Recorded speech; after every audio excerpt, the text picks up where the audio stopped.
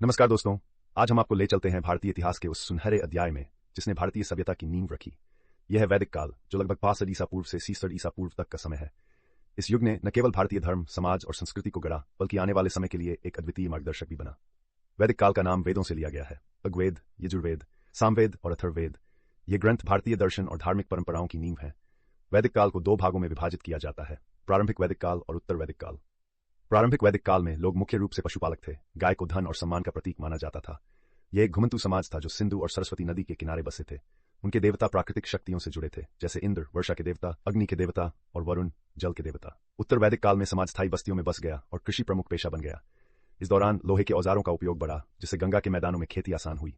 साथ ही इस युग में वर्ण व्यवस्था अधिक संगठित हुई, जिसमें समाज को 4 वर्गों में बांटा गया: ब्राह्मण, क्षत्रिय, वैश्य और शूद्र। वैदिक धर्म में यज्ञ और मंत्रों का बड़ा महत्व था, परंतु उत्तर वैदिक काल में एक बड़ा बदलाव आया। इस समय उपनिषदों की रचना हुई, जिसमें आत्मा, आत्मन और ब्रह्मांडीय सत्य, ब्रह्म जैसे दार्शनिक विचारों को समझाने का प्रयास किया गया।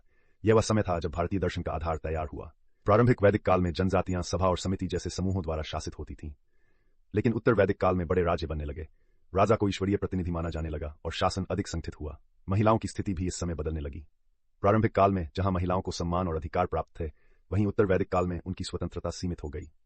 वैदिक काल में संस्कृत भाषा का विकास हुआ, जो भारतीय साहित्य और विज्ञान का आधार बनी।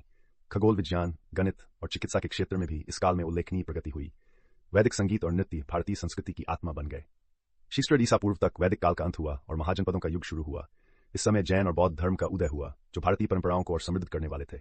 वैदिक काल न केवल भारतीय सभ्यता का प्रारंभिक अध्याय है, बल्कि इसकी जड़ें आज भी हमारी संस्कृति, धर्म और जीवन शैली में मौजूद हैं। तो दोस्तों, यह था वैदिक काल का सफर। अगर आपको हमारा वीडियो पसंद आया हो तो इसे लाइक करें, शेयर करें और हमारे चैनल को सब्सक्राइब करना न भूलें। अगली बार एक और दिलचस्प विषय के साथ मिलते हैं। धन्यवाद।